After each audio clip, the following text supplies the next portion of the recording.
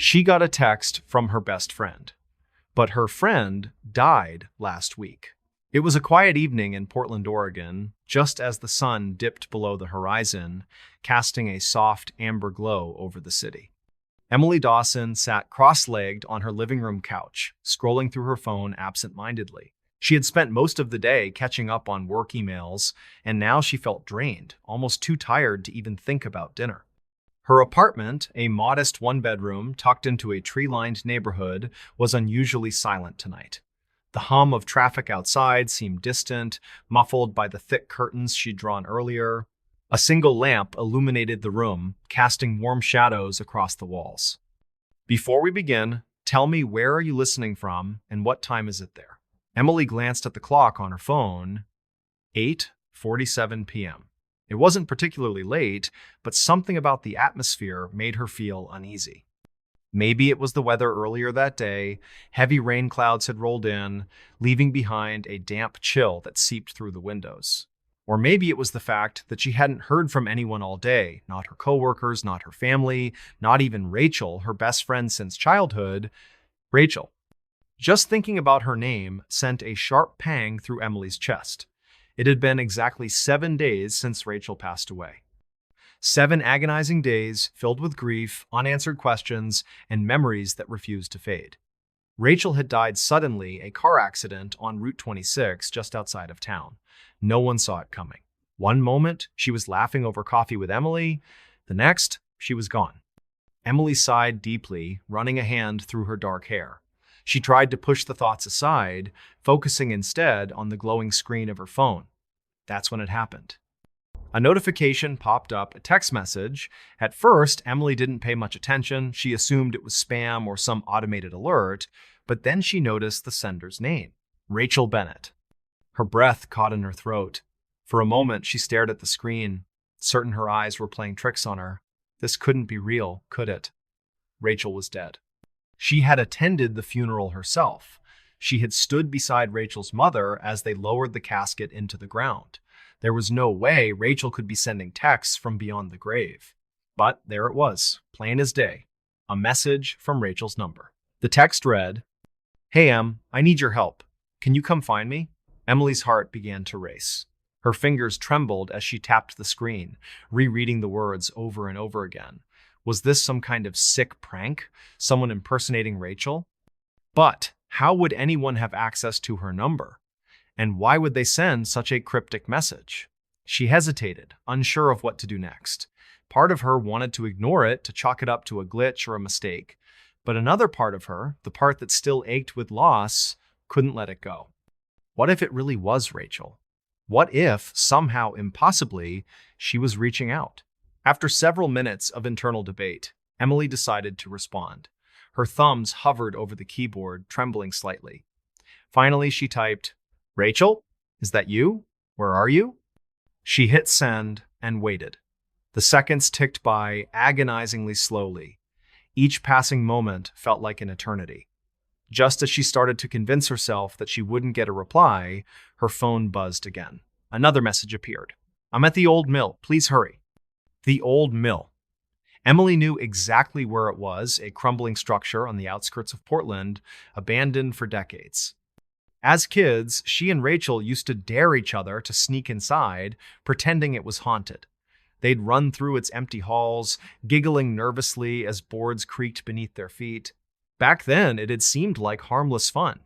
Now, the thought of going there alone made Emily's skin crawl. Still, she couldn't shake the feeling that something or someone was calling out to her. Against her better judgment, she grabbed her coat and keys, slipping quietly out of her apartment.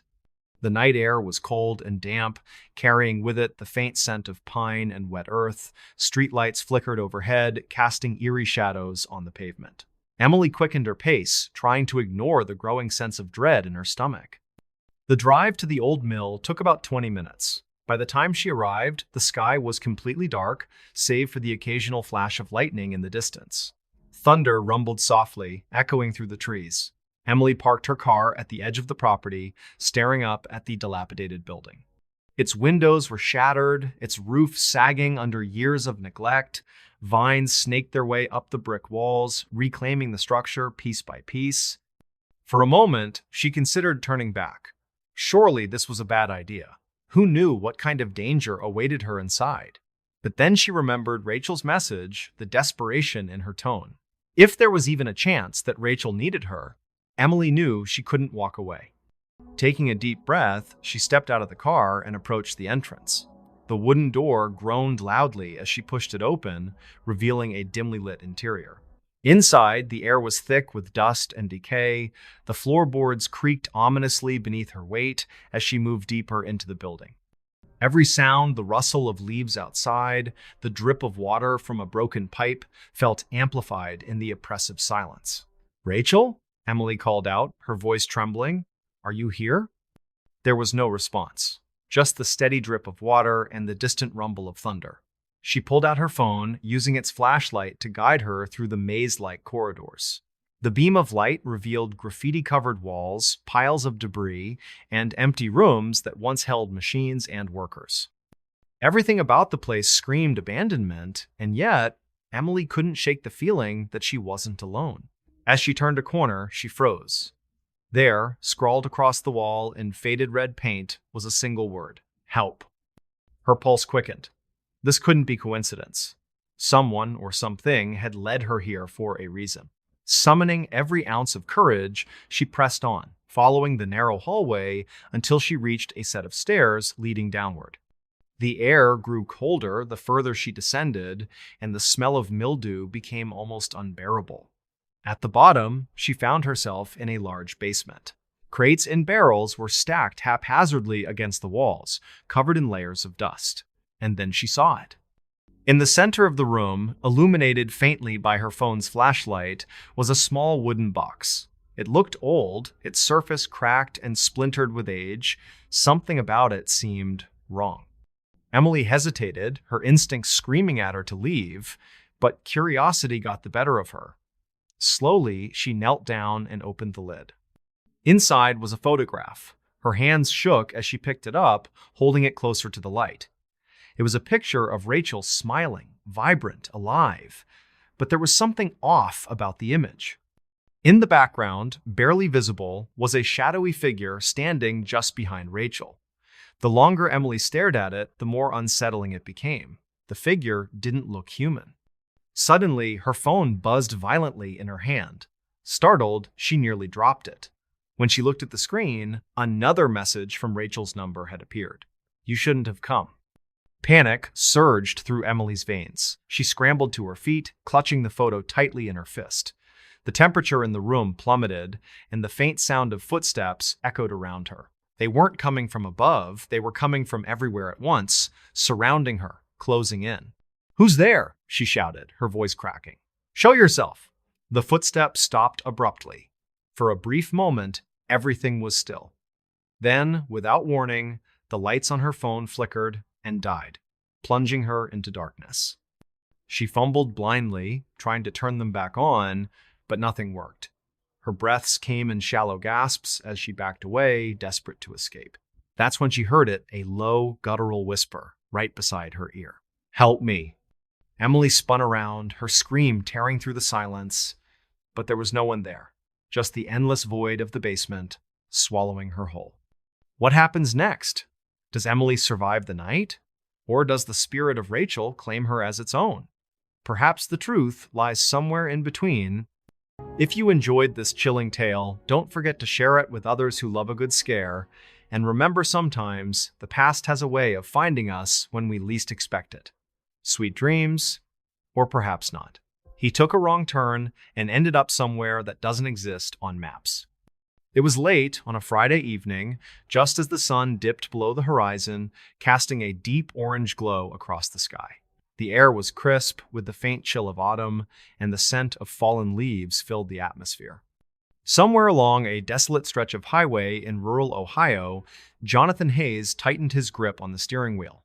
His car, a worn-out sedan, hummed steadily as he navigated the winding road ahead.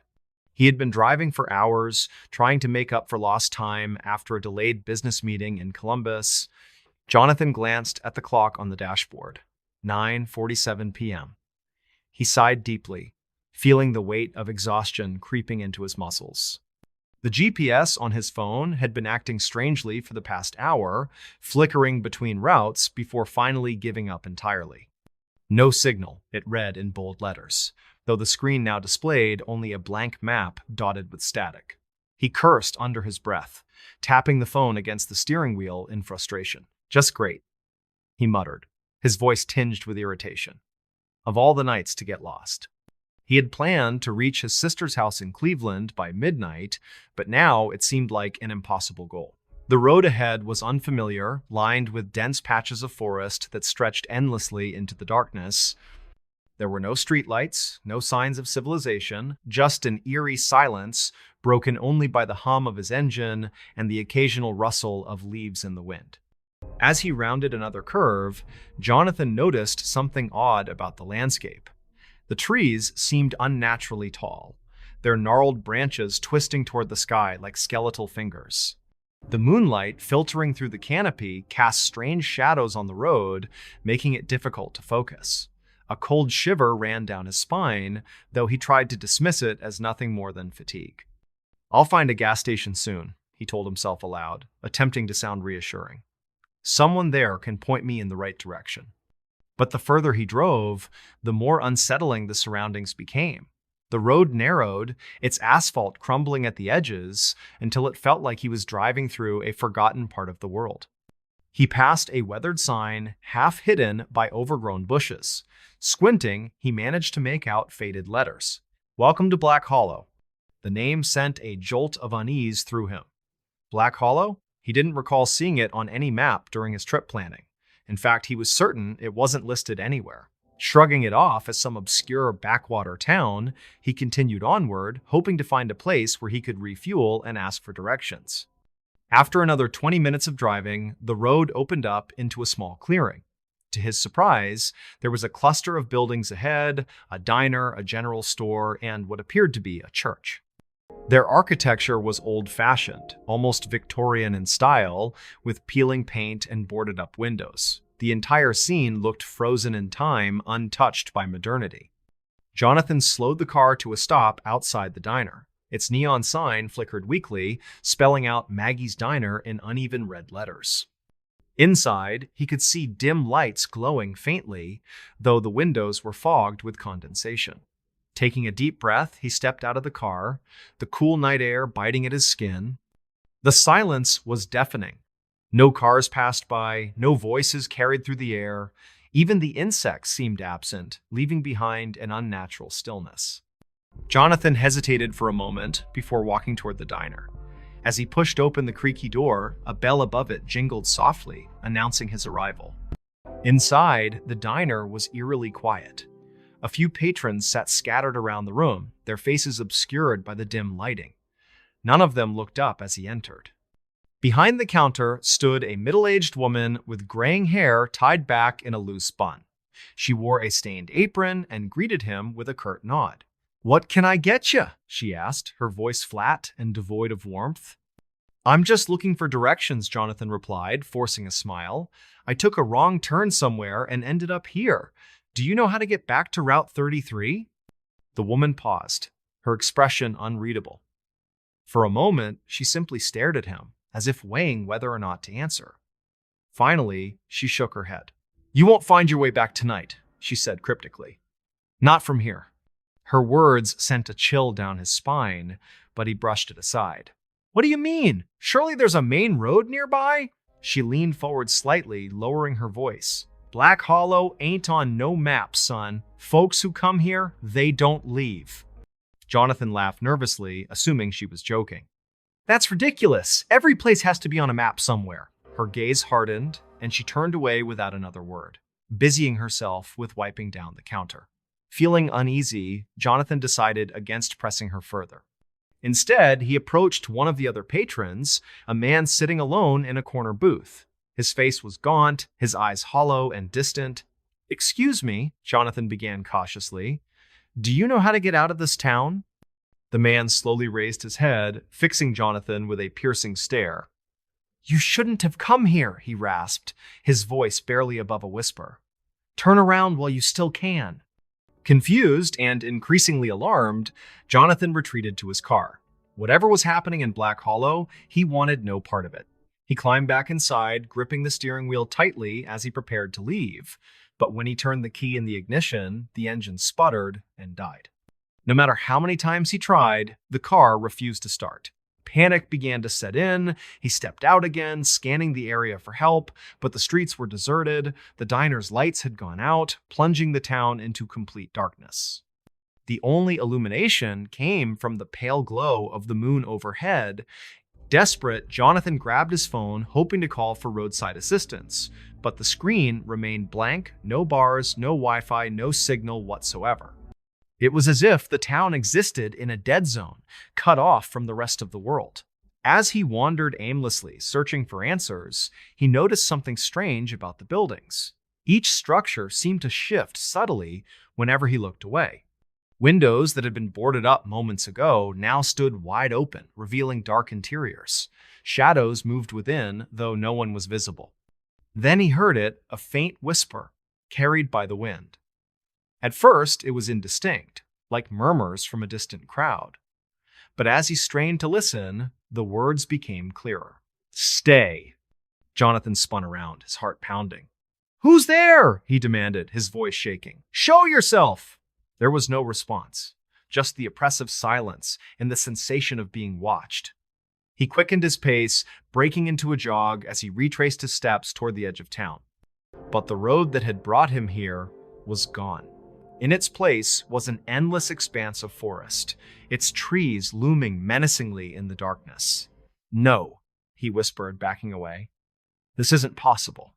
Suddenly, a figure emerged from the woods. It was a woman, her face obscured by a hooded cloak. Her movements were slow and deliberate, almost hypnotic. She stopped a few feet away, tilting her head as if studying him. "You should have listened," she said softly, her voice echoing unnaturally. "Black Hollow claims those who wander too far." Before Jonathan could respond, the ground beneath him gave way. He fell into darkness, the world above vanishing as he plummeted into oblivion. When he awoke, he found himself back in his car, parked safely on the side of Route 33.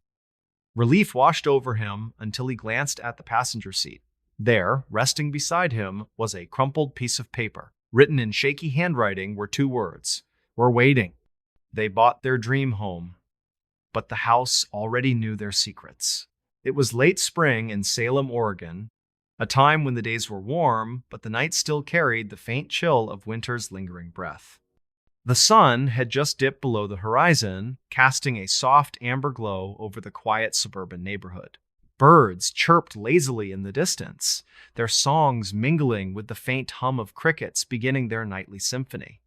Somewhere on the outskirts of town, nestled at the end of a cul-de-sac, stood a house that seemed to embody every dream of domestic bliss. The house was a two-story colonial-style home, painted a pristine white with black shutters framing its large windows. A wraparound porch adorned the front, complete with a swing that creaked gently in the evening breeze. The lawn was immaculately manicured, dotted with flower beds bursting with colorful blooms.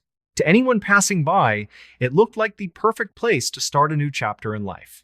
For Emma and Daniel Carter, this house represented more than just a home, it was a fresh start. After years of living in a cramped apartment in Portland, they had finally saved enough for a down payment. It wasn't easy.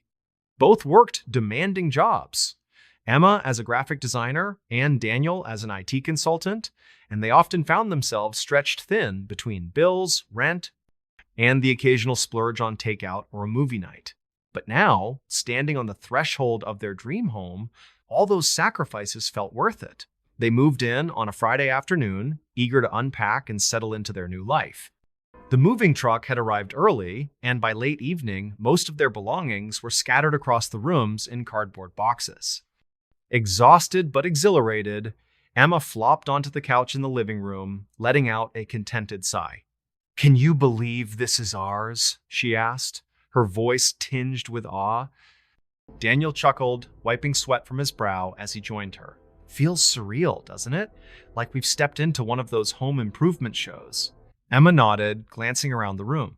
The high ceilings gave the space an airy feel, and the large windows allowed natural light to flood in during the day. Everything about the house screamed perfection, or so it seemed. As the clock struck 9:30 p.m., the couple decided to call it a night. They climbed the stairs to the second floor where their bedroom awaited. The master suite was spacious, with a walk-in closet and an ensuite bathroom featuring a clawfoot tub that Emma had immediately fallen in love with. As they settled into bed, the house fell silent, save for the occasional creak of the floorboards settling.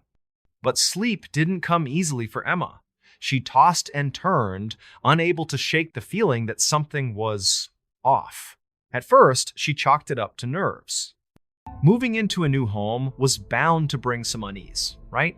Yet, as the hours ticked by, the sensation grew stronger. It wasn't fear, exactly more like a creeping awareness that they weren't alone. Around midnight, Emma heard it, a faint whisper, barely audible, drifting through the hallway. Her eyes snapped open, heart pounding. She nudged Daniel, who stirred groggily beside her. "Did you hear that?" she whispered. "Hear what?" he mumbled, half asleep. "I thought I heard someone talking." Daniel sighed, rolling over. "Probably just the wind. Go back to sleep." Emma tried to obey, but the whispers persisted, growing louder and more distinct. They weren't words she could understand, just fragmented murmurs that sent shivers down her spine. Finally, unable to ignore it any longer, she slipped out of bed and padded softly into the hallway. The house was eerily quiet, the kind of silence that presses against your ears. The moonlight streaming through the windows cast long shadows across the walls, making the familiar layout seem suddenly foreign. Emma hesitated, her bare feet cold against the hardwood floor. Then she noticed something odd. The door to the guest bedroom was slightly ajar, despite them having closed it earlier. She pushed it open cautiously, peering inside. The room was empty, save for a few unpacked boxes stacked against the far wall. But something caught her eye, a small wooden box sitting atop one of the boxes. She didn't remember packing anything like that.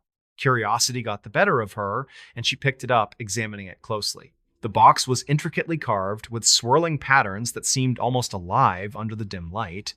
There was no lock, so she opened it carefully. Inside was a single item, a photograph. Her breath hitched as she stared at it. The image showed her and Daniel standing in front of the very house they now lived in, but they hadn't taken this picture. In fact, they'd only seen the house for the first time during the open house tour weeks ago. "What the hell?" Emma muttered, her voice trembling. Before she could process what she was seeing, a sharp knock echoed through the house, startling her. She spun around, clutching the box tightly. "Daniel!" she called out, her voice rising in panic. He appeared moments later, rubbing his eyes. "What's wrong?" "There's someone knocking." They descended the stairs together, hearts racing. When they reached the front door, Daniel peered through the peephole. "No one's there," he said, frowning. Emma shook her head, unconvinced. "But I heard it clearly." Against his better judgment, Daniel unlocked the door and swung it open. The porch was empty, the swing swaying gently, as if someone had just vacated it. The street beyond was deserted, bathed in the pale glow of the streetlights. "This place is messing with your head," Daniel said, trying to sound reassuring. "Let's go back to bed." Reluctantly, Emma followed him upstairs, though the unease gnawing at her refused to subside. Over the next few days, strange occurrences became more frequent. Doors would open and close on their own. Lights flickered without explanation. And then there were the whispers, always just out of reach, always impossible to decipher. One evening, while unpacking in the basement, Emma stumbled upon another discovery. Hidden behind a stack of old newspapers was a journal, its leather cover worn and cracked with age. Intrigued, she flipped it open, scanning the pages filled with spidery handwriting. The entries detailed the lives of the previous owners, a family named the Whitakers. According to the journal, tragedy had struck the household afire that claimed the lives of the parents, leaving their teenage daughter orphaned. Emma shared her findings with Daniel, who dismissed it as morbid curiosity. "Every old house has a story," he said. "It doesn't mean anything." But Emma couldn't shake the feeling that the house was hiding something darker. That night, as they lay in bed, she voiced her concerns. What if it's not just history? What if whatever happened here stayed here? Daniel rolled his eyes, though a flicker of doubt crossed his face. You're reading too much into this. The breaking point came a week later. Emma woke up in the middle of the night to find herself standing in the hallway, though she had no memory of getting out of bed. Her reflection in the mirror at the end of the hall caught her attention, not because it was unusual, but because it wasn't hers. The figure staring back at her wore a tattered dress, her face pale and gaunt, eyes hollow. Emma screamed, stumbling backward. Daniel rushed out of the bedroom, alarmed. What is it? It's her, Emma stammered, pointing at the mirror. The girl from the journal. Daniel looked at the mirror, seeing nothing but their own reflections. He grabbed Emma's hand, pulling her away. We need to leave. Now. They packed hastily, throwing clothes and essentials into suitcases. As they prepared to flee, Emma paused, glancing at the wooden box she had found. Against her instincts, she placed it in her bag, unable to explain why. Once outside, they drove aimlessly, putting as much distance between themselves and the house as possible. But no matter how far they went, the sense of being watched never left them. Days turned into weeks, and the nightmares began. Each night, Emma relived the same scene. The girl in the mirror reaching out, whispering secrets she couldn't understand. One morning, Emma woke up to find the wooden box sitting on her bedside table. She swore she had left it in the trunk of the car. Trembling, she opened it again, only to find a new photograph inside. This time, it showed her and Daniel standing in front of the house, smiling, but their faces were blurred, indistinct. Beneath the photo was a note, written in the same spidery handwriting as the journal. You can run, but the house always knows. She answered the doorbell, but no one was outside. It was late autumn in suburban Chicago, Illinois, a season when the air carried a crisp chill and the trees stood bare, their skeletal branches clawing at the overcast sky. The days were short and darkness fell quickly, wrapping the neighborhood in an early evening hush. Somewhere on the outskirts of town, nestled between rows of identical houses with neatly trimmed lawns, stood a modest two-story home belonging to Clara Bennett. Clara had lived alone since her husband passed away 5 years ago. At 47, she had grown accustomed to solitude, finding comfort in routines that filled the quiet hours. Her mornings began with a cup of black coffee on the porch, watching the sunrise paint the horizon in hues of orange and pink. By nightfall, she would retreat indoors, lighting candles and playing soft jazz records to drown out the silence. Tonight, however, the usual tranquility felt different, unsettling even. The weather had turned colder than usual, and a thick fog rolled in, blanketing the streets in a ghostly haze.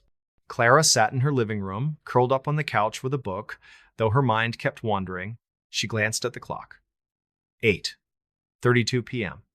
The house was eerily quiet, save for the faint hum of the refrigerator in the kitchen and the occasional creak of the floorboards as the old house settled.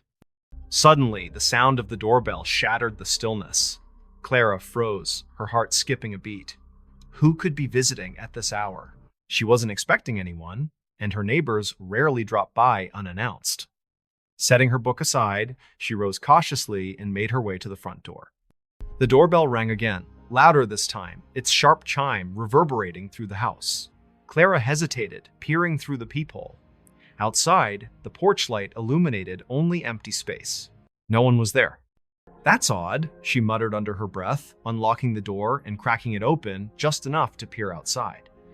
The cold air rushed in, carrying with it the damp scent of earth and decaying leaves. She scanned the porch, then the driveway, but saw nothing unusual. Convinced it must have been a prank or a malfunctioning bell, she closed the door firmly and returned to her seat. But before she could settle back into her book, the doorbell rang once more. This time, it didn't stop. A series of rapid, insistent chimes echoed through the house, each one sending a fresh wave of unease coursing through her veins. Clara's hands trembled as she set down her mug of tea. Something about the persistent ringing felt deliberate, as if whoever or whatever was out there wanted her attention. Summoning her courage, she grabbed a flashlight from the hallway closet and approached the door again. The wooden floor beneath her feet groaned softly with each step, amplifying the tension that gripped her chest. As she reached for the handle, the ringing abruptly ceased, leaving behind an oppressive silence. Clara exhaled slowly, trying to steady herself. She opened the door wide, shining the flashlight across the porch and into the yard beyond. Still, there was no sign of anyone. Just the swirling fog and the faint glow of streetlights in the distance.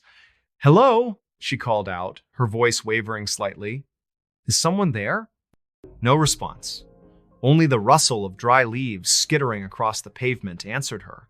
Shaking her head, she stepped back inside, locking the door securely behind her.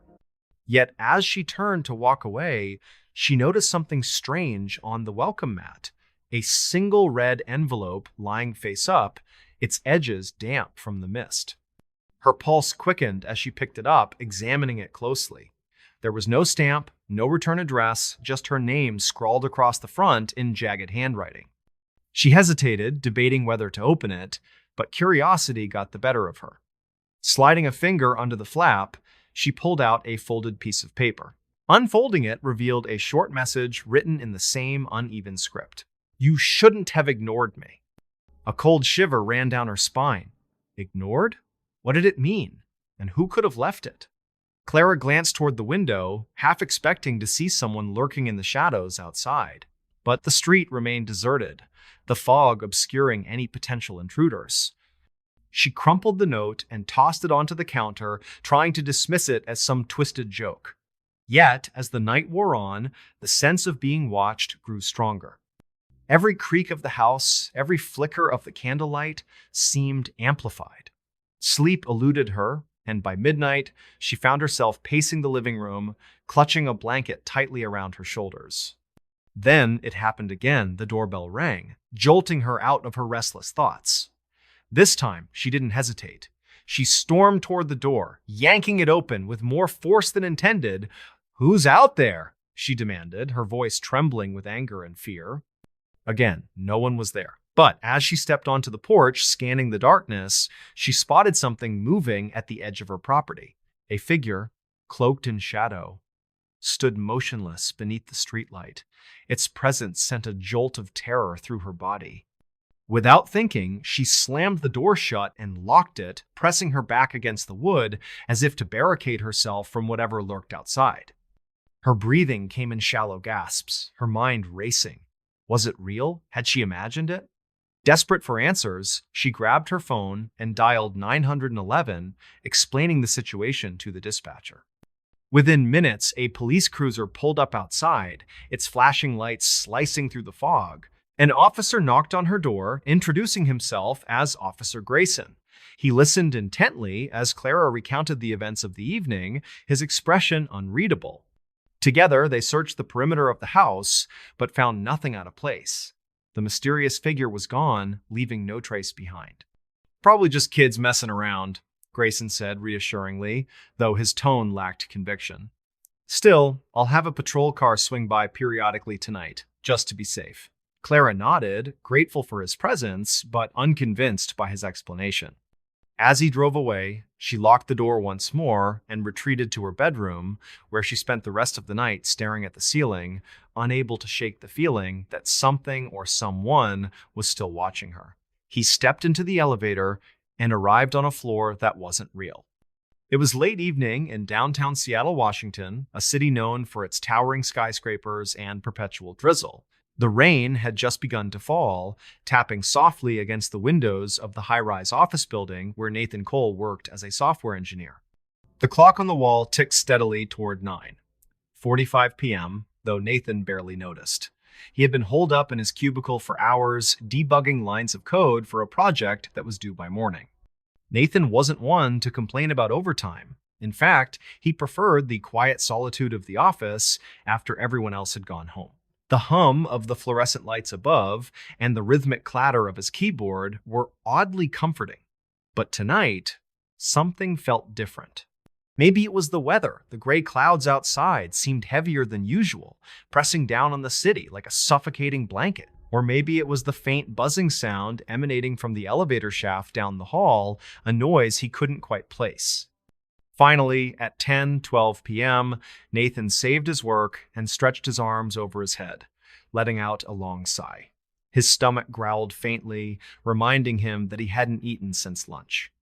He grabbed his coat and slung it over his shoulder, deciding to stop by the deli on the ground floor before heading home. As he approached the elevator bank, he pressed the call button and waited, absently scrolling through emails on his phone.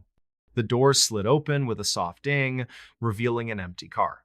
Nathan stepped inside, his reflection catching in the polished stainless steel walls. He pressed the button for the lobby and leaned back against the railing as the elevator began its descent.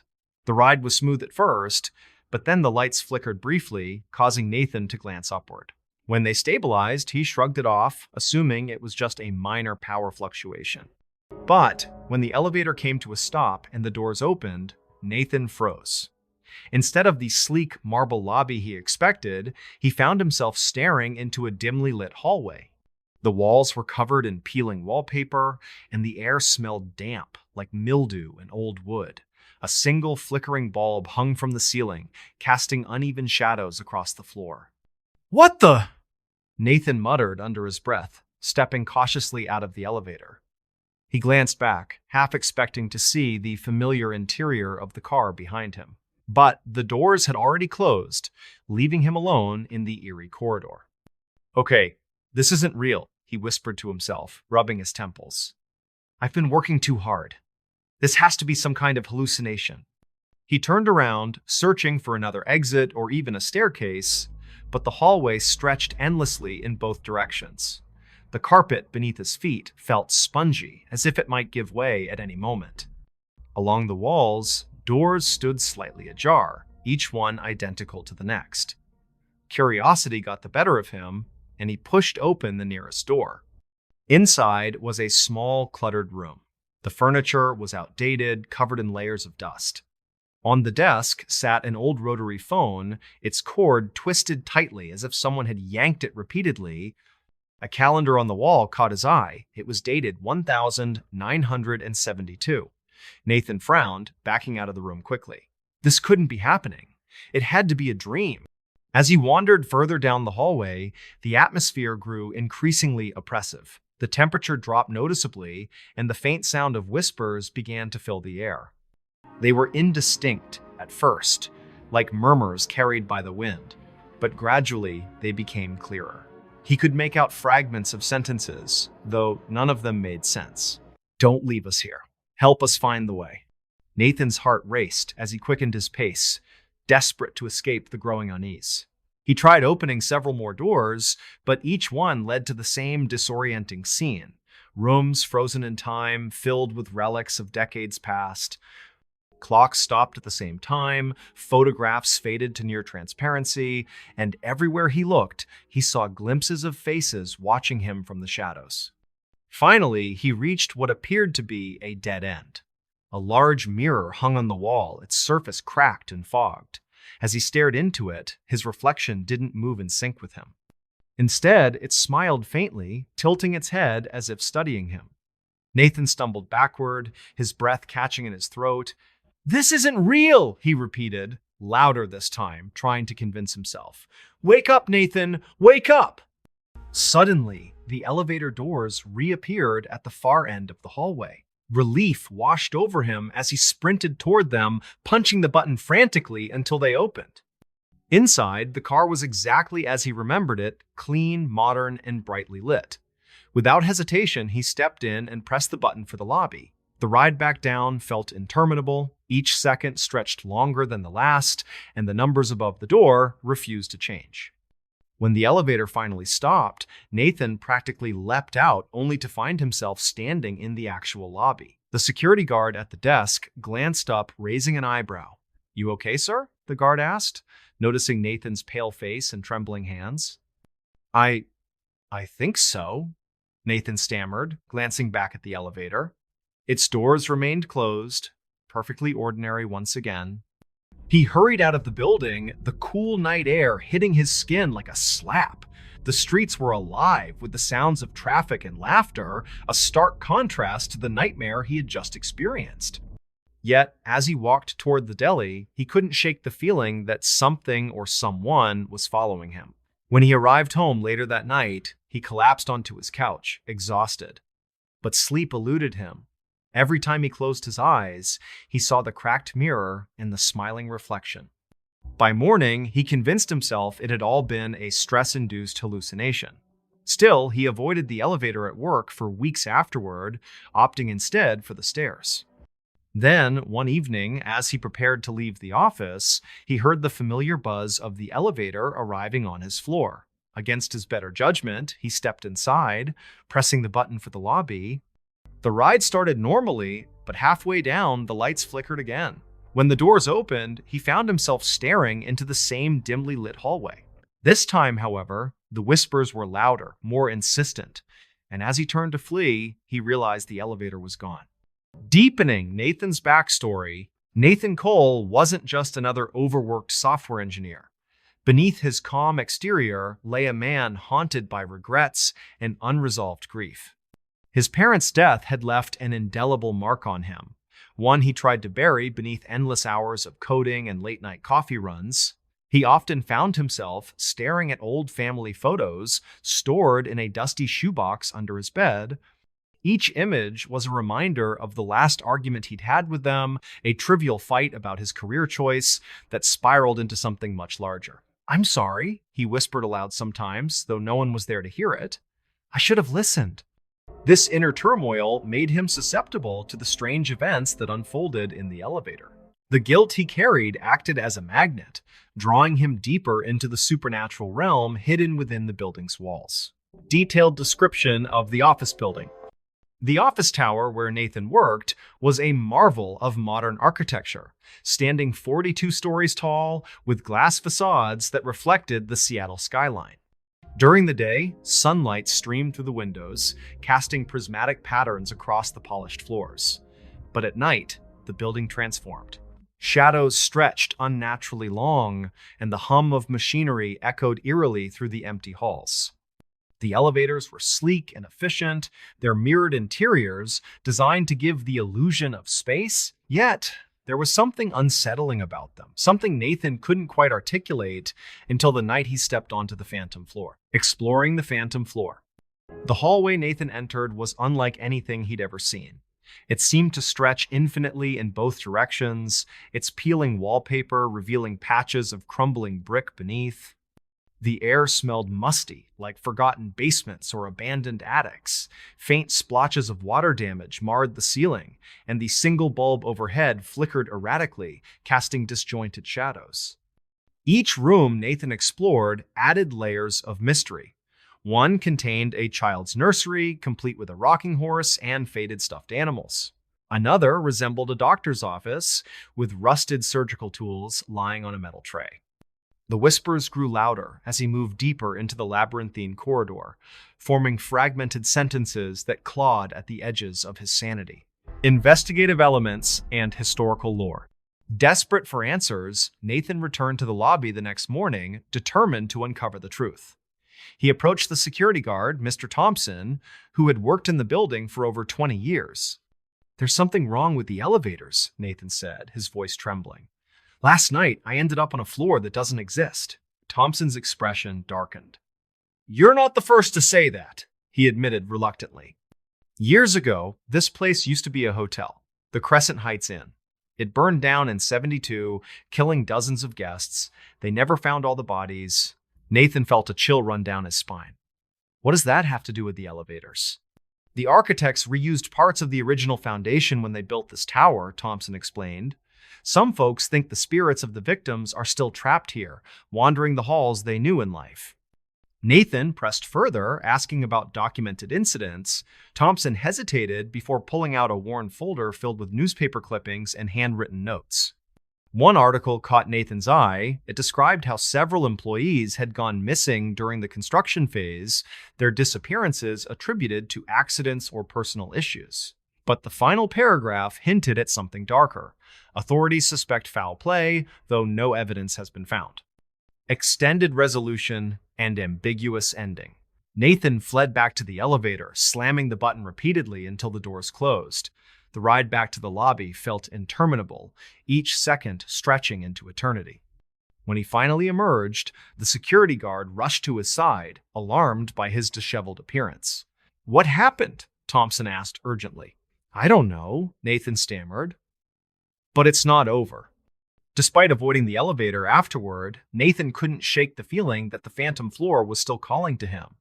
Days turned into weeks, and the nightmares persisted. One night, as he lay awake in bed, he heard the unmistakable sound of an elevator arriving outside his apartment. The metallic ding sent a jolt of terror through his body. He crept to the door, heart pounding, and peeked through the peephole. The hallway beyond was empty, save for the faint glow of the elevator button. Against his better judgment, he stepped out, drawn by an irresistible force. The door slid open, revealing the familiar, dimly lit corridor. As he stepped inside, the world around him dissolved into darkness. When he awoke, he was sitting at his desk in the office, surrounded by colleagues who greeted him warmly. Everything seemed normal, except for the fact that none of them remembered seeing him for months. Their baby monitor picked up a voice, but they don't have a baby. It was late evening in suburban Chicago, Illinois. A quiet neighborhood where houses stood close together, their windows glowing warmly against the encroaching darkness. The air was crisp with the first hints of autumn, and leaves crunched softly underfoot as neighbors walked their dogs or hurried home before night fully settled in. Somewhere on the edge of this sleepy community, nestled between rows of neatly trimmed lawns, stood a modest two-story home belonging to Emma and Daniel Carter. Emma and Daniel had only moved into the house a few months ago, eager to start fresh after years of renting cramped apartments in the city. They were still unpacking boxes, but the house already felt like theirs. Or at least, it had until tonight. It was 10:47 p.m. when Emma first noticed something strange. She was sitting on the couch in the living room, flipping through channels on the television, while Daniel worked late at his office downtown. The baby monitor, an impulse buy they'd made during a Black Friday sale, sat unused on the coffee table. They didn't have children yet, but Emma had insisted on keeping it around for just in case. She liked the idea of being prepared, even if she wasn't sure what exactly she was preparing for. As she reached for her tea mug, a faint sound crackled over the monitor's speaker. At first, she thought it was static, a glitch from leaving the device turned on without anything to pick up. But then came a voice, soft and muffled, drifting through the static like a whisper carried by the wind. "Mama!" Emma froze, her fingers tightening around the handle of her mug. Her heart skipped a beat. Was someone outside? Had one of the neighbors accidentally left a baby monitor on? She glanced toward the window, half expecting to see movement in the yard beyond. But the street outside was empty, bathed in the pale glow of streetlights. "Hello?" She called out hesitantly, her voice barely above a whisper. "Is anyone there?" The voice responded, clearer this time. "Mama, come here." Emma's breath hitched. This wasn't static. It wasn't interference. Someone or something was speaking directly to her. She grabbed the monitor, staring at its small screen as though it might reveal the source of the voice. But all she saw was blackness, interrupted occasionally by faint bursts of white noise. "Daniel," she murmured, clutching the device tightly. She debated calling him, but he was likely still stuck in traffic. Instead, she rose cautiously from the couch and began walking through the house, searching for any sign of an intruder. Each step creaked loudly against the wooden floors, amplifying her unease. She checked every room, the kitchen, the bedrooms, even the basement, but found nothing unusual. Still, the voice continued, growing louder and more insistent with each passing moment. Ma, please!" Emma stopped in the hallway, her pulse racing. The voice sounded so close now, as if it were right behind her. Slowly, she turned around, half expecting to see someone standing there. But the hallway remained empty, save for the flickering shadows cast by the dim overhead light. Her phone buzzed suddenly, startling her. It was a text from Daniel. "Running late, be home soon, love you." Emma exhaled shakily, trying to steady herself. Maybe she was just tired. Maybe her imagination was playing tricks on her. She returned to the living room, setting the monitor back on the coffee table. For a moment, everything seemed normal again. The TV hummed softly in the background, and the house fell silent.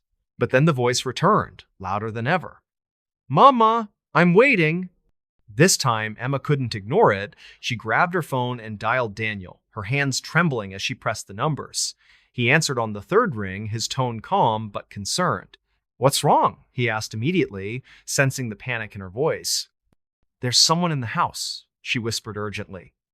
"I can hear them on the baby monitor, but I don't know where they are." Daniel hesitated, unsure whether to believe her.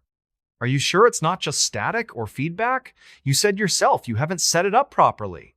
"It's not static," she snapped, her voice rising. "It's talking to me, Daniel." He sighed, glancing at the clock in his car. "I'll be home in 20 minutes. Stay calm, okay? Lock all the doors and stay where you are." Emma hung up, feeling no less uneasy. She locked the front door and double-checked the windows, but the voice persisted, echoing eerily through the monitor. It wasn't just saying "mama" anymore, it was forming full sentences now, though they were disjointed and fragmented. "I've been waiting so long. You shouldn't have brought me here. This isn't my home." Emma sank onto the couch, clutching a throw pillow to her chest. Her mind raced with possibilities. Was someone pranking her? Was it some kind of malfunction? Or was it something worse, something she couldn't explain? Expanding the story to reach 20 characters. Deepening Emma's backstory. Emma wasn't always the confident woman she appeared to be. Beneath her composed exterior lay a deep-seated fear of abandonment, rooted in her childhood. Her parents had divorced when she was young, and she often found herself caught between their arguments, feeling invisible and unheard. As an adult, she channeled those insecurities into perfectionism, striving to create a flawless life with Daniel. But lately, cracks had begun to show in their relationship. Long hours at work and unresolved tensions had left them both feeling distant, though neither wanted to admit it. The baby monitor symbolized her hopes for the future, a family, stability, love. Yet now, it seemed to mock her, filling the house with voices that weren't supposed to exist. Detailed description of the house. The Carters' new home was charming from the outside, with its ivy-covered brick walls and white shutters framing the windows. Inside, however, it carried an air of neglect. Wallpaper peeled slightly at the corners, and the hardwood floors groaned underfoot, as though protesting the weight of footsteps. In the attic, dusty boxes lined the walls, remnants of previous owners who had left in a hurry. Among them, Emma discovered an old photograph album filled with images of a young couple and their infant child. The child bore an uncanny resemblance to her own imagined vision of a future baby. Exploring the voice. The voice grew bolder as the night wore on, shifting from pleading whispers to accusatory statements. It spoke of being taken from its mother, of being trapped between worlds. Sometimes it sounded like a child, other times it took on a deeper, more menacing tone. Emma tried recording it on her phone, hoping to play it back later for clarity. But when she listened to the recording, all she heard was silence. Investigative elements and historical lore. Desperate for answers, Emma visited the local library the next day, poring over old newspapers and property records. She discovered that the house had once belonged to a family named the Whitakers.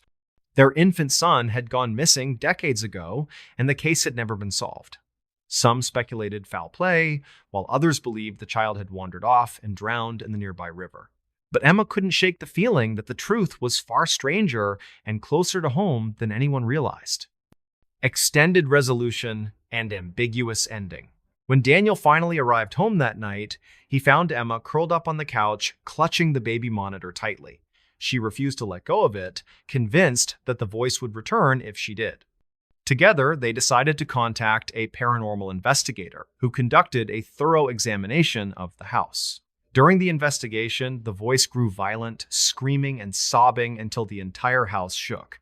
In the end, the investigator declared the spirit too powerful to banish completely. Months later, Emma and Daniel considered moving, but they couldn't bring themselves to leave. The voice had grown quieter, almost comforting in its familiarity. One night, as Emma drifted off to sleep, she swore she heard it whisper one final message: "Thank you for listening." Yet, when she woke the next morning, she found the baby monitor lying shattered on the floor, its battery drained and its screen cracked beyond repair. And in the corner of the room, a single toy rattle sat untouched, though neither of them remembered bringing it into the house. She followed her dog into the woods, but the dog was still inside. It was late afternoon in rural Vermont, where dense forests stretched endlessly across rolling hills and quiet country roads wound their way through small towns. The air carried the crisp chill of early autumn, and golden sunlight filtered through the canopy of trees, casting dappled shadows on the forest floor. Somewhere along one of these secluded roads stood a modest farmhouse belonging to Claire Bennett. Claire had lived alone since her husband passed away 5 years ago, finding solace in the companionship of her loyal dog, Max. A German Shepherd with intelligent eyes and an unwavering protective instinct, Max was more than just a pet, he was family. Together, they spent countless hours exploring the woods behind the house, a place Claire knew like the back of her hand. She had walked those trails so many times that she could navigate them even in the dark. But today felt different. Something about the atmosphere seemed heavier, as if the woods themselves were holding their breath. It was 4:37 p.m. when Max suddenly bolted toward the tree line, his ears perked and tail stiff. Claire called after him, but he didn't stop. Instead, he disappeared into the underbrush, leaving her standing at the edge of the forest. "Max!" she shouted, her voice echoing faintly among the trees. "Come back!" There was no response. Only the rustling of leaves and the distant cawing of crows answered her. Sighing, Claire grabbed her coat and flashlight from the porch before stepping onto the narrow path that led into the woods. The light was beginning to fade, and she knew she couldn't leave Max out here overnight, not with predators roaming the area. The trail was familiar, yet something felt off. The usual sounds of birdsong and squirrels scampering through branches were absent, replaced by an eerie silence. Even the wind seemed reluctant to stir the leaves above her head. As Claire ventured deeper, she noticed subtle changes in her surroundings. The trees appeared closer together, their gnarled roots twisting unnaturally over the ground. Shadows pooled around her feet, darker and thicker than they should have been for this time of day. After several minutes of walking, she spotted movement ahead, a flash of fur darting between the trunks. "Max?" she called softly, quickening her pace. But when she reached the spot, there was nothing there. Just empty space and the oppressive weight of the forest pressing down on her. Her heart began to race as unease settled in her chest. She turned back toward the path, only to realize it wasn't where it should be. The trail had vanished, swallowed by the encroaching woods. Panic bubbled up inside her, but she forced herself to stay calm. "Think, Claire," she muttered under her breath. "You've been here 100 times. You know your way home." She continued forward, hoping to find some landmark that would guide her back. But the deeper she went, the stranger things became. Trees grew impossibly tall, their branches intertwining to block out the sky. The air grew colder, sharp enough to sting her lungs with each breath. And then she heard it, the sound of paws crunching through leaves, followed by soft whining. Relief washed over her. "Max!" she cried, spinning around. "Where are you?" The whining grew louder, drawing her further into the forest. She followed it blindly, her flashlight beam cutting through the gloom. Finally, she emerged into a small clearing bathed in pale moonlight. In the center stood Max, or at least what looked like Max. His fur shimmered unnaturally, almost translucent, and his eyes glowed faintly blue. Claire froze, her pulse hammering in her ears. "Max?" she whispered, taking a hesitant step forward. The dog tilted its head, watching her silently. Then, without warning, it turned and disappeared into the trees once more. "No!" Claire shouted, sprinting after it. "Wait!" But the harder she ran, the farther away it seemed to get. Her legs burned, and her breath came in ragged gasps as she pushed through thorny bushes and low-hanging branches. Finally, she stumbled into another clearing and stopped dead in her tracks. Standing before her was her own house, or rather, a perfect replica of it. Every detail was identical, down to the chipped paint on the front door and the flower pots lining the porch. But something was wrong. The windows were dark, and the air smelled stale, as though the building hadn't been touched in years. "This can't be real," Claire murmured, shaking her head. She glanced over her shoulder, half expecting to see the real house behind her. But the forest stretched endlessly in all directions, swallowing any sign of civilization. Summoning her courage, she approached the front door and pushed it open. Inside, everything was exactly as she'd left it earlier that day, the dishes still piled in the sink, the Afghan draped over the couch, the faint scent of lavender lingering in the air. Yet something felt hollow, as if the house itself were merely a shell. "Hello?" she called out, her voice trembling. There was no reply, just the heavy silence of an empty home. She wandered through the rooms, searching for answers.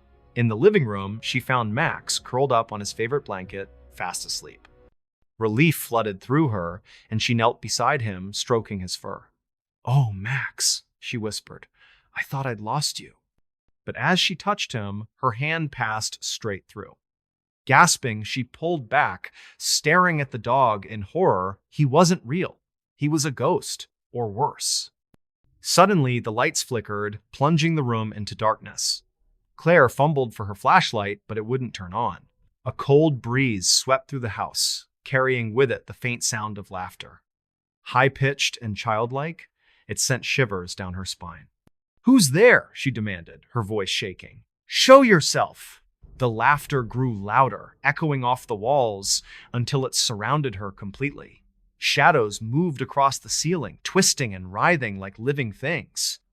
Then, from the corner of her eye, she saw movement, a figure standing in the doorway. It was a little girl, no older than 6 or 7, wearing a tattered dress and clutching a stuffed rabbit. Her hair hung in matted strands around her face, and her skin was deathly pale. What terrified Claire most, however, were her eyes. They were completely black, devoid of any humanity.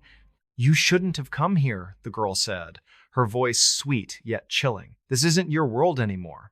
Claire backed away, her mind racing. "What do you mean? Where am I?" The girl smiled, revealing rows of jagged teeth. "You followed him, didn't you?" But he never left. Before Claire could respond, the floor beneath her feet gave way, sending her plummeting into darkness. She landed hard on damp earth, the impact knocking the wind out of her. When she opened her eyes, she was back in the forest, but everything was different. The trees were twisted and grotesque, their branches reaching out like skeletal fingers. The air reeked of decay, and the ground squelched beneath her boots. And there, standing a few feet away, was Max. Real this time. Alive. Whining softly as he stared at her with wide, frightened eyes. Claire scrambled to her feet and ran to him, wrapping her arms around his neck. "Oh God, Max," she sobbed, "we need to get out of here." But as she turned to leave, she realized the path was gone again.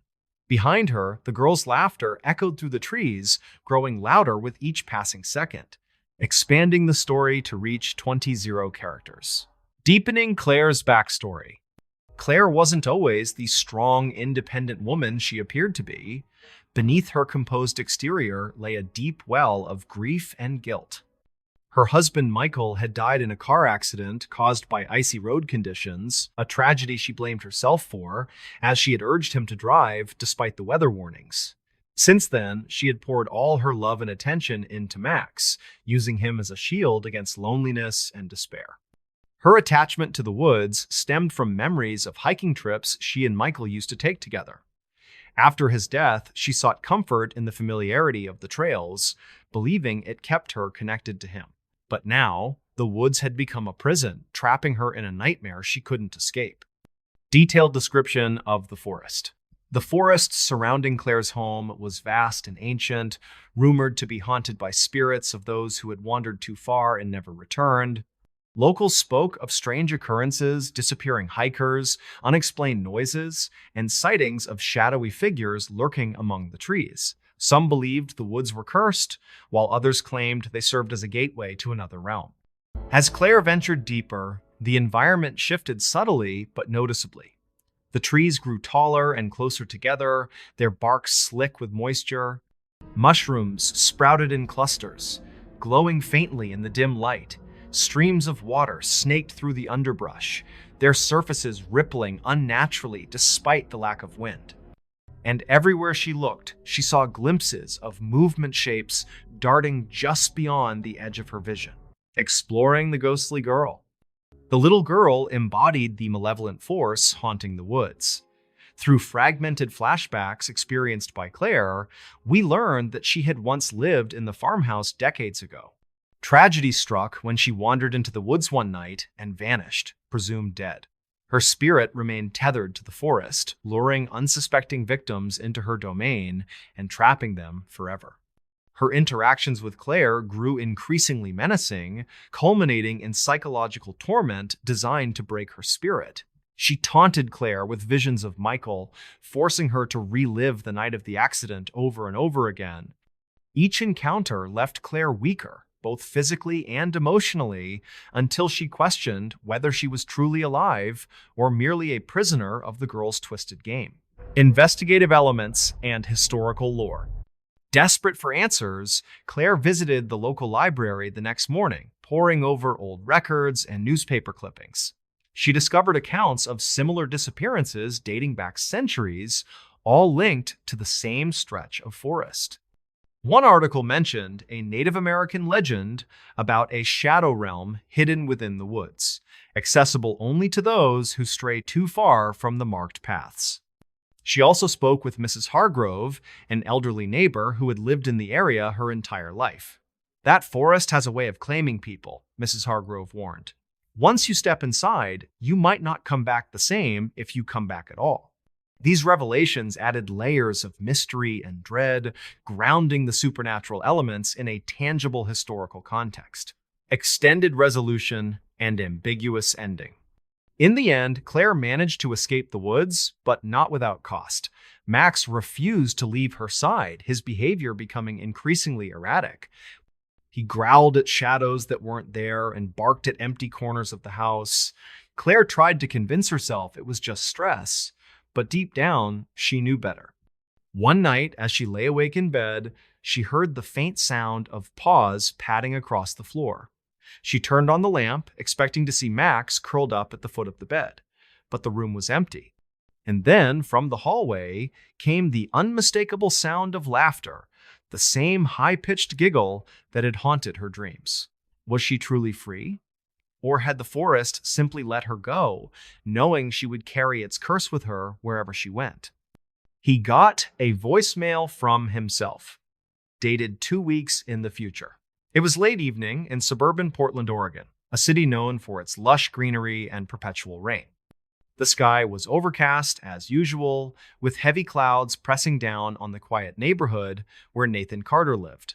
His modest 2-story home sat at the end of a cul-de-sac surrounded by tall pine trees that swayed gently in the cool breeze. Inside, the house was dimly lit, save for the soft glow of a desk lamp in the study where Nathan had been working. Nathan was a freelance graphic designer who often found himself burning the midnight oil to meet deadlines. Tonight, however, he wasn't focused on work. Instead, he was scrolling through his phone, checking messages and emails before turning in for the night. It was 10:23 p.m. when his phone buzzed unexpectedly. A voicemail notification appeared on the screen, but something about it immediately caught his attention. It was from his own number.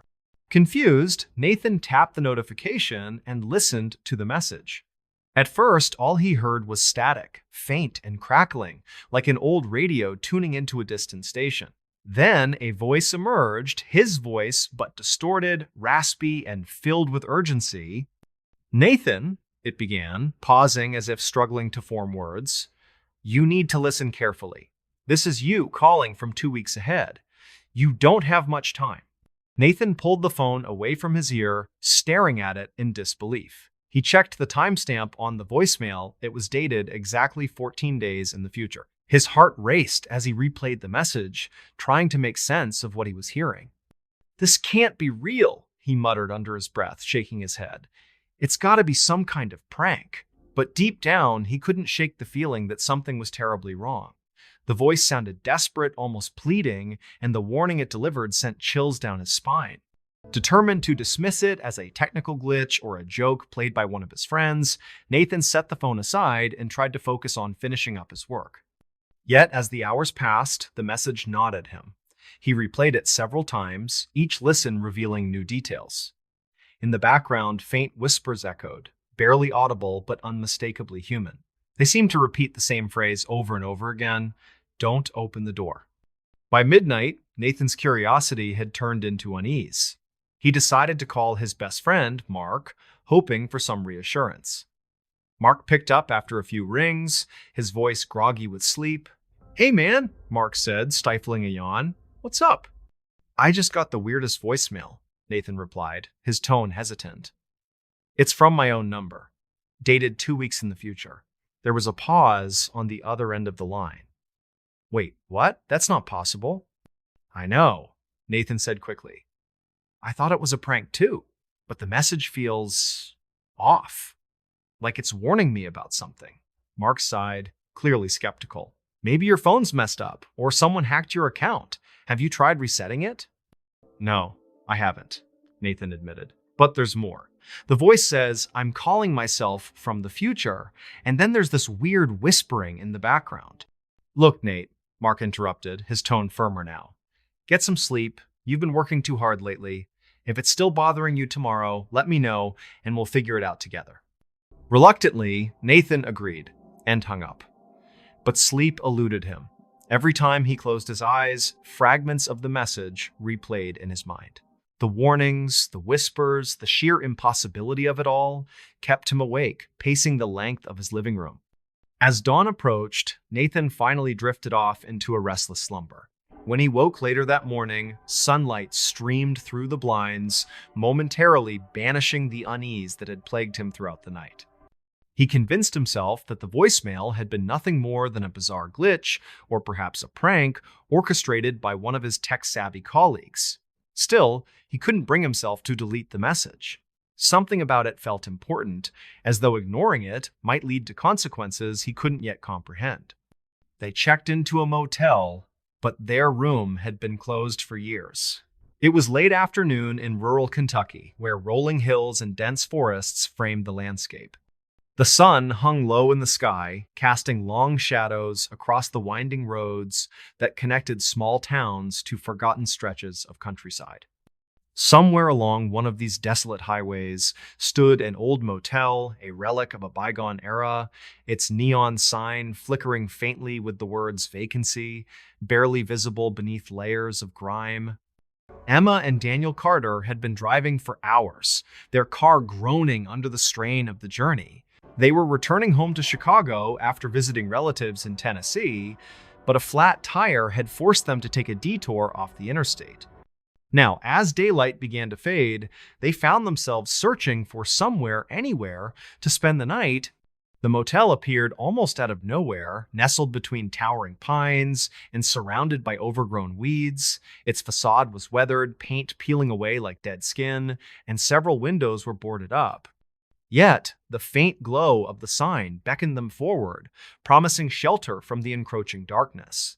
"This place looks sketchy," Emma said, her voice tinged with unease as Daniel pulled into the cracked asphalt parking lot. "It's just for one night," Daniel replied, glancing at the fuel gauge. "Besides, we don't have much choice. The next town is probably 30 miles away." Reluctantly, Emma nodded, and together they stepped out of the car. The air smelled damp, carrying the faint scent of mildew and decaying leaves. As they approached the office, the door creaked open before they could knock, revealing a gaunt man with hollow eyes and a crooked smile. "Welcome," he rasped, his voice dry and brittle like autumn leaves. "You here for a room?" "Yes," Daniel said, forcing a polite tone. "Do you have anything available?" The man chuckled softly, a sound that sent shivers down Emma's spine. "Oh, plenty of rooms, but I think room 13 might suit you best." Without waiting for a response, he handed them a key attached to a tarnished brass tag engraved with the number 13.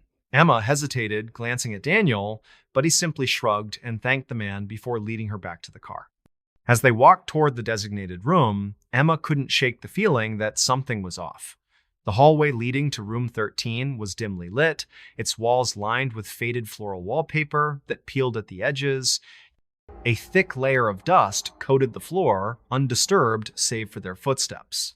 When they reached the door, Daniel inserted the key and turned it slowly. The lock clicked open with a sound that echoed unnaturally loud in the silence. Inside, the room was eerily pristine. The bedspread was immaculate, the furniture polished, and the air carried the faint aroma of lavender. It was as though no one had set foot inside for years, and yet everything seemed freshly prepared. "This doesn't make sense," Emma murmured, running a finger along the dresser. Not a speck of dust marred its surface.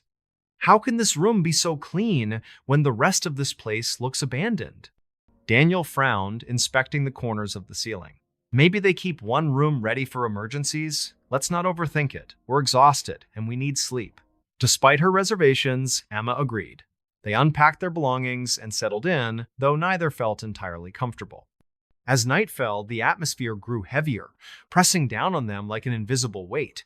The hum of insects outside became deafening, and the occasional creak of the building made Emma jump. At around midnight, she woke suddenly, her heart pounding. Something had startled her awake, though she couldn't pinpoint what. The room was bathed in shadow, the bedside lamp casting weak pools of light. Beside her, Daniel slept soundly, oblivious to her unease. Then she heard a faint scratching noise coming from the wall behind the headboard.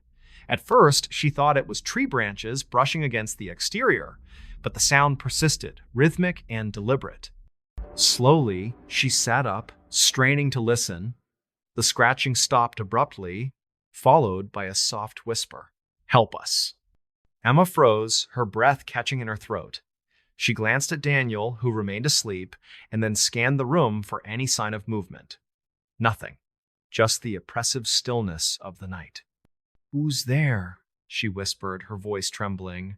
There was no reply, only the oppressive silence that seemed to stretch endlessly. Unable to shake the feeling of being watched, Emma decided to investigate. She grabbed the flashlight from her bag and stepped cautiously into the hallway. The motel was eerily quiet, devoid of any signs of life. Even the office appeared deserted, its door now closed and locked. Returning to the room, she noticed something strange. The mirror above the dresser reflected the room perfectly, except for one detail. The reflection showed the door slightly ajar, while in reality, it remained firmly shut. Her pulse quickened as she stared at the image, unable to look away. Suddenly, the door swung open with a loud creak, revealing the hallway beyond. Cold air rushed in, carrying with it the scent of earth and decay. Emma backed away, clutching the flashlight tightly. From the shadows emerged a figure, a woman dressed in tattered clothing, her face pale and gaunt. "You shouldn't be here," the woman whispered, her voice hollow and distant. "This room belongs to us." Emma screamed, waking Daniel instantly. He bolted upright, grabbing the lamp and brandishing it like a weapon, but when he looked toward the doorway, there was no one there. "What happened?" he demanded, his voice sharp with concern. "There was someone," Emma stammered, pointing toward the empty threshold. She said this room belongs to them." Daniel frowned, clearly skeptical. "Are you sure you weren't dreaming? This place is creepy, but maybe your imagination got the better of you." Though he dismissed her claims, Emma couldn't ignore the growing sense of dread. She pleaded with him to leave immediately, but Daniel insisted on staying until morning. Reluctantly, she agreed, though sleep eluded her for the remainder of the night. She waved back at the window, but everyone in the house was asleep. It was late evening in suburban Ohio, where quiet neighborhoods stretched out beneath a canopy of stars. The air carried the crisp chill of autumn, and the faint hum of crickets filled the silence between houses. Somewhere on the edge of this sleepy community stood a modest two-story home belonging to Claire Bennett. Claire had lived alone since her husband passed away 5 years ago, finding solace in the routines of daily life. Her days were predictable work during the day, dinner in the evening, and a book or television show to wind down before bed. But tonight felt different. Something about the atmosphere seemed heavier, as if the world outside her window was holding its breath. It was 10:47 p.m. when Claire first noticed something strange. She was sitting in her living room, sipping a cup of chamomile tea while flipping through channels on the television. The house was silent except for the soft ticking of the clock on the wall and the occasional creak of the floorboards settling. Outside, the streetlights cast pools of yellow light onto her front yard, illuminating the bare branches of the oak tree that stood sentinel near the driveway. As she reached for the remote to turn off the TV, Movement caught her eye, a flicker of motion in the reflection of the living room window. At first, she thought it was just her own silhouette, distorted by the dim light. But then she saw it again, a small figure standing behind her, waving enthusiastically. Claire froze, her fingers tightening around the mug in her hands. Slowly, she turned her head, half expecting to see someone standing in the room with her, but the space behind her was empty. Confused, she looked back at the window. There, in the glass, was the same figure, a child, no older than 6 or 7, smiling brightly and waving as though trying to get her attention. Her heart began to race. "Hello?" she called out hesitantly, her voice barely above a whisper. "Is anyone there?" The figure didn't respond. Instead, it continued waving, its movements slow and deliberate. Claire rose cautiously from the couch and walked toward the window, peering out into the darkness. The yard was empty, save for the shadows cast by the trees swaying gently in the breeze. "Who's out there?" she asked, louder this time, her voice trembling slightly. Still, there was no answer. She turned back to the window, but the figure was gone. Shaking her head, she chalked it up to exhaustion and decided to head upstairs to bed. As she climbed the stairs, she couldn't shake the feeling that she was being watched. The hairs on the back of her neck prickled, and every step creaked unnaturally loud in the silence. Once in her bedroom, she closed the door and leaned against it, taking a deep breath to steady herself. The room was warm and familiar, with soft lighting from the bedside lamp casting gentle shadows across the walls. She changed into her pajamas and slipped under the covers, pulling the blanket up to her chin. But sleep wouldn't come. Every time she closed her eyes, she saw the figure in the window, its cheerful wave haunting her thoughts. Finally, unable to bear the unease any longer, she got up and checked the rest of the house. All the doors were locked, all the windows secure. Satisfied that she was alone, she returned to bed and tried once more to drift off. Hours later, she woke suddenly, her heart pounding. Moonlight streamed through the curtains, bathing the room in an ethereal glow. For a moment, she lay still, listening to the silence. Then she heard it, the faint sound of laughter, high-pitched and distant, echoing through the house. Claire sat up, her pulse racing. The laughter grew louder, closer, until it seemed to emanate from just outside her bedroom door. Summoning her courage, she swung her legs over the side of the bed and reached for the lamp. Its soft glow illuminated the room, revealing nothing out of place. But as she turned toward the window, she froze.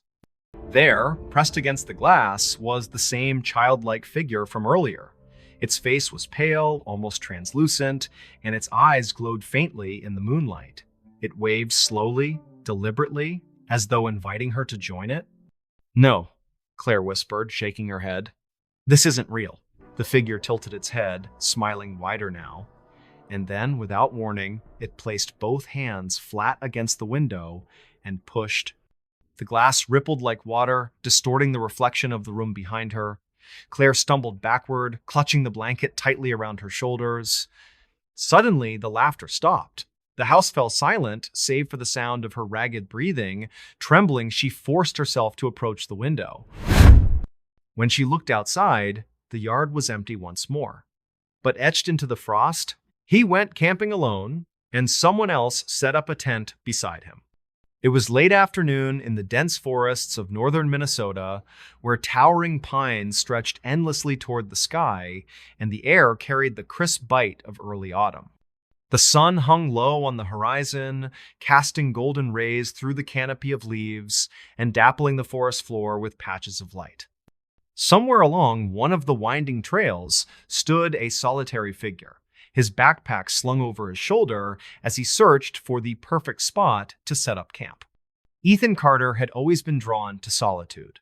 A software developer by trade, he spent most of his days hunched over a computer screen in a bustling office. Camping trips like this were his escape, a chance to disconnect from the noise of modern life and reconnect with nature. He had chosen this particular trail for its remoteness, far from the crowded campsites and noisy tourists.